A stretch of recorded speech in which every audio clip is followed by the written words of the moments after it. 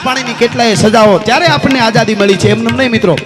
તારીખ હતી 13 એપ્રિલ 1919. ખાસ સાંભળજો, વાત નાનકડી છે હાવ, પણ યુવાનોને કંઈક આ દેશનો યુવાન શું કરી શકે અને ક્યાં સુધી કોઈ દી થાકે નહીં, હારે નહીં, એની આ અજોડ વાત, જબરજસ્ત વાત છે. આવી તો કેટલીય વાતો છે, પણ આ વાત તારીખ હતી 13 એપ્રિલ 1919. જલિયાવાલા બાગમાં 20,000 જેટલા હિન્દુસ્તાનીઓ શાંતિ પ્રદર્શનમાં બેઠા હતા. એક જ દરવાજો 3.5 ફૂટનો હતો અને એ વખતે પંજાબનો ગવર્નર હતો માઇકલ ઓડવાય અને સેક્રેટરી ઓફ લોરેન્સ હિન્દુસ્તાન, એનો હુકમ થયો. માઇકલ ઓડવાય ગવર્નરે હુકમ કર્યો અને જનરલ ડાયર નામનો જે અધિકારી ગયો, એક જ 3.5 ફૂટના દરવાજામાં તોપું લઈને ઊભી ગયા. આ જેવી તેવી ઘટના નથી. કોના માટે? દેશ આઝાદ કરવા હાટું, પોતાના છોકરાઓ મોટા કરવા, પૈસા લેવા નહોતા એ બેઠા, પણ આખો દેશ આઝાદ થાય. કાળા પાણીની કેટલાય સજાઓ, ત્યારે આપણને આઝાદી મળી છે, એમ નહીં મિત્રો. અને એ તારીખે 13 એપ્રિલ 1919 20,000 જેટલા શાંતિ પ્રદર્શન માટે હિન્દુસ્તાનીઓ બેઠા હતા જલિયાવાલા બાગમાં. 3.5 ફૂટનો દરવાજો અને માઇકલ ઓડવાયના હુકમથી, સેક્રેટરી ઓફ ઇન્ડિયન લોરેન્સના હુકમથી અને તેથી જનરલ ડાયરે ધણેનાથી ગોળીબાર આમ ગોળીબાર કર્યો ભાઈ. હિન્દુસ્તાનીઓ, નિર્દોષ હિન્દુસ્તાનીઓ શાંતિ પ્રદર્શન માટે બેઠા એની માટે. અને 17 મિનિટ ગોળીબાર આવેલો તો મિત્રો. 18 મિનિટ સુધી ગોળી સતત ધણેનાટી બોલે. હિન્દુસ્તાનીઓની લાશો મીઠી ઢળવા મિત્રો ભાઈ. એક કૂવો લાશોનો ભરાઈ ગયો. તો નાના બાળકો, વૃદ્ધો, જુવાનો, જુવાન દીકરીઓ, જુવાન દીકરાઓ, અને ધાડ 18 મિનિટ સુધી ગોળીબાર થયો. હિન્દુસ્તાની લાશોની આમ લાયતું લોતું વળી ગઈ. અને મિત્રો, અને એમાં એક જવાન જોઈ ગયો. તેથી એની ઉંમર 20 વર્ષની હતી અને એ જવાને જોયો અને એ જવાન એમાંથી બચી ગયો, નીકળી ગયો. તેથી એણે હાથમાં માટી લઈને પ્રતિજ્ઞા કરી હતી કે આનો હુકમ આપ્યો છે જનરલ માઇકલ ઓડવાયે, અને અહીંયા આવીને મારવામાં જે છે એ અધિકારી છે એ જનરલ ડાયર છે. હું માટીની આ ભારતની મીઠીના સોગંદ ખાઈને કહું છું, બેયનો મેળ આવે તો બેયને, પણ એવડા મોટા અધિકારીઓ, અત્યારે વડાપ્રધાનને મળવું હોય તો હેલું હોય, પણ એ વખતના અંગ્રેજના મોટા વડો હોય એને મળવું કોઈ દી શક્ય બની જ ન શકે. કારણ કે એને ચીઠી દે તો કે ભિખારી કો નહીં મિલતા, મેં ભિખારીને હું ન મળું એમ જ કહેતા. એટલે એને ન મળાય એટલે કીધું કાં તો માઇકલ ઓડવાય ગવર્નર પંજાબનો હુકમ દેવા વાળો અને કાં જનરલ ડાયર. મારી જિંદગીમાં અહીંયા મેળ ન આવે તો એના દેશમાં ઇંગ્લેન્ડમાં જઈ અને જો મારી ન નાખું તો હું ઉધમસિંહ નહીં. આ મારી પ્રતિજ્ઞા છે સાહેબ. તેથી એને પ્રતિજ્ઞા કર્યો. આ ટૂંકી વાત પણ સાહેબ યુવાનોને જોશ મળી જાય, જોશ માર. એટલે હું આવી વાતો ઘણી વાર કહું છું કે તમને આમ નબળો વિચાર ન આવે, આનો નશો ચડે ને એ નશો ભૂકા કાઢી નાખે એવો છે હાવ. પણ આ ઉધમસિંહે, છેલ્લી નાની વાત, આ ઉધમસિંહે પ્રતિજ્ઞા કરી કે માઇકલ ઓડવાય જીવતો ન રહેવા દઉં, લંડન આવીને મારું અને કાં જનરલ ડાયરને મારું, બેમાંથી એકને મેલું નહીં. પ્રતિજ્ઞા પછી મિત્રો હું એટલે યુવાનોને કહું છું, જોજો કેટલી મહેનત કરે છે. આપણે થોડાકમાં હરેરે નહીં જવાનું. કેટલી એને મહેનત કરી ખબર? આફ્રિકા ગયો પૈસા કમાવા, કે ઓલાને મારવો, બંદૂક બધું જોઈ ને. આફ્રિકા કમાણો, ત્યાંથી પાછો આવ્યો. અમેરિકા ગયો જહાજોમાં, તેથી પ્લેનમાં નહોતું જવાનું. કલ્પના કરો મિત્રો, એણે 20 વર્ષ કાઢી નાખ્યા, 20 વર્ષ ગોતવા માટે. કારણ કે આવડી મોટી ઘટના બનીને એટલે માઇકલ ઓડવાય અને જનરલ ડાયરને લંડન બોલાવી લીધા હતા એના અધિકારીઓએ. અને ત્યાં એ જનરલ ડાયરને માઇકલ ઓડવાયને જનરલ ડાયરને ઇનામ આપ્યા હતા 10 કરોડના, કે હિન્દુસ્તાનીઓને મારી નાખ્યા જનાવરની જેમ. એના પોરામાં ઇનામ મળ્યા. અને એમાં 20 વર્ષ એમાં બન્યું એવું કે 1927માં જનરલ ડાયરને બ્રેન હેમરેજ થયું, મગજનું હેમરેજ થયું અને માથા પછાડીને ગાંડો થઈને મરી ગયો. કારણ કે હજારો હિન્દુસ્તાનીઓને માર્યા હતા. એ જનરલ ડાયર મરી ગયો. પછી હવે મારવા માટે બાકી કોણ રહ્યો? માઇકલ ઓડવાય, જે મેન અધિકારી, હુકમ દેવા વાળો ગવર્નર એ વખતે પંજાબનો હતો.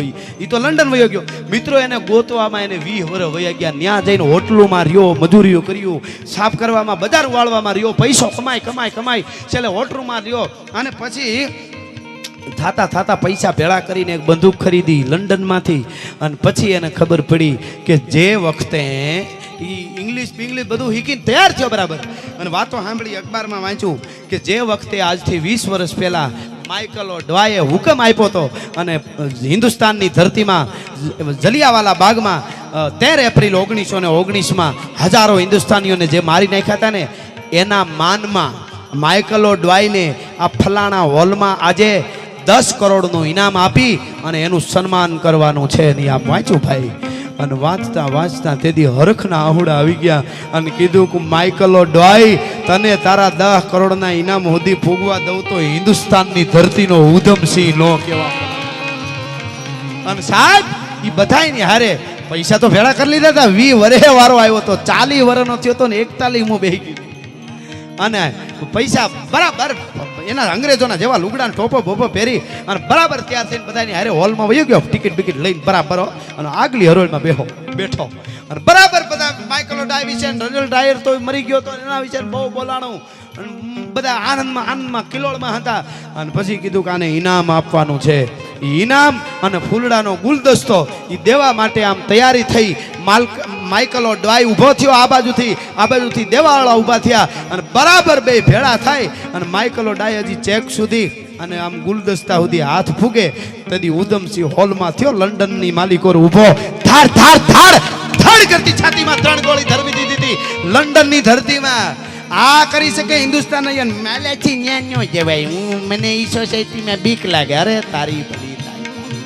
લંડનમાં પૂગ્યો તેદી હવે તો હેલું છે હાવ અને માર્યો એને માર્યો. 2-3 બીજા આડા આવ્યા એને ધબેડ્યા અને ખાલી 3 ગોળીઓ આને મારી અને બીજાને હાથેથી મીંડો મારવા અને પછી બંદૂકને આમ કરીને છેલ્લે 2 ગોળીઓ હતી તો ઘા કરી ટેજમાંથી અને કીધું કે આલ્યો હવે જ્યાં ગોળીઓ ધરબવ્યું હોય ત્યાં ધરબી દ્યો અને જ્યાં લટકાડો હોય ત્યાં લટકાડી દ્યો. મારા હિન્દુસ્તાનીઓને આજ અંજળી મળી ગઈ છે. ભલા માણસ હું ઉધમસિંહ અંજળી આપી દીધી છે મેં મારા હિન્દુસ્તાનીઓને.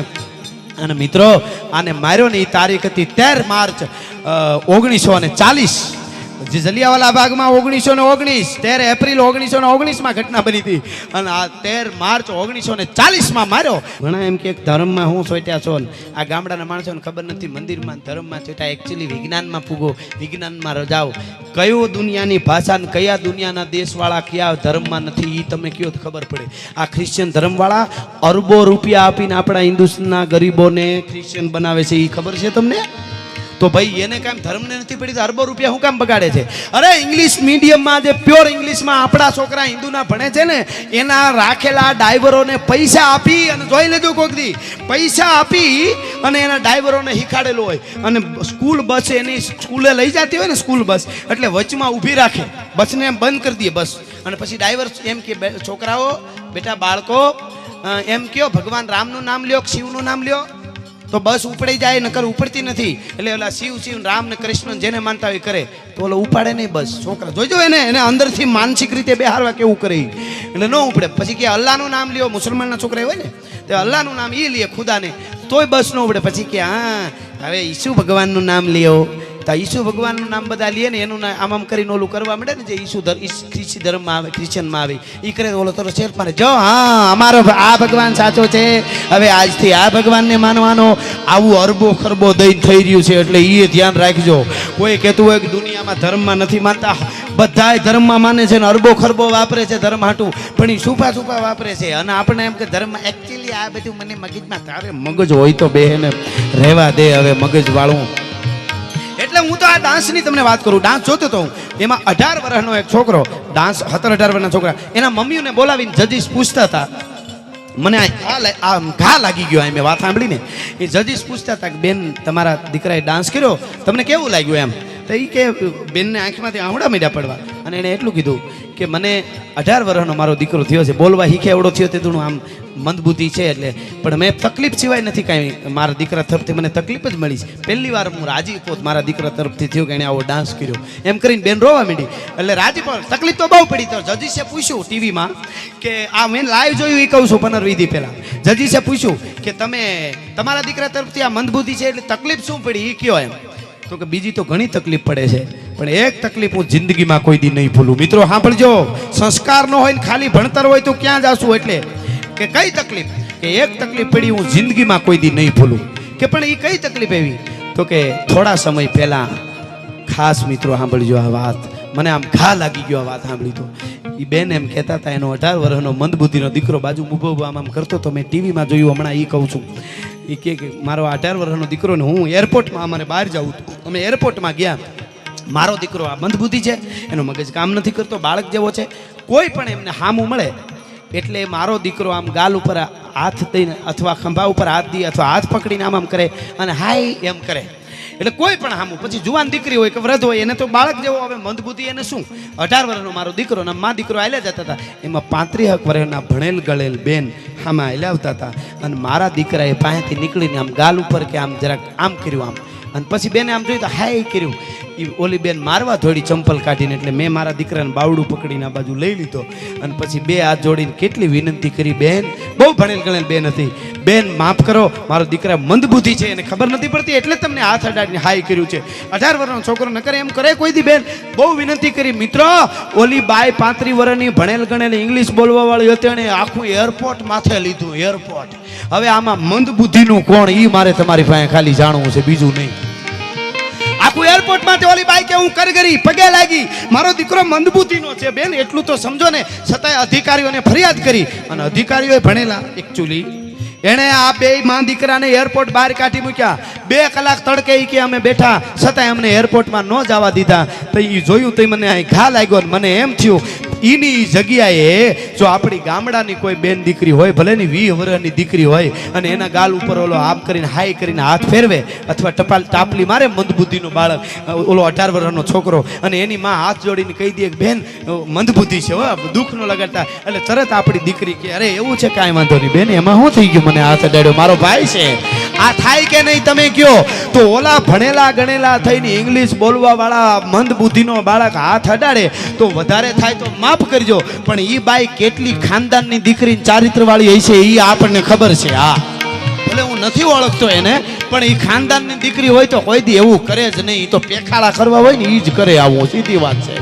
કહેવાનો અર્થ મારો આ છે, આ સાહિત્યમાં મળે છે, આપણા સંતો પાસેથી આ જીવન મળે છે, ભારતીય પરંપરામાંથી આ જીવન મળે છે, એટલે આવી વાતો કરી. એવી જ બીજી વાત એ સમાચારમાં આવેલી તમે જોયું હશે.